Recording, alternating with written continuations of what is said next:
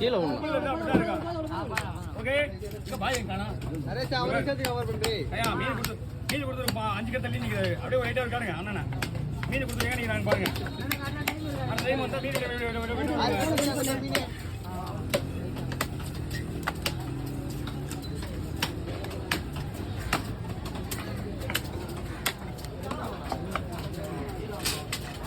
லோகேஷ் இது வெட்டிக்கினே பேக்கப்புக்கு நம்ம கிட்ட மறுபடியும் நிப்பீங்க எல்லாரும்.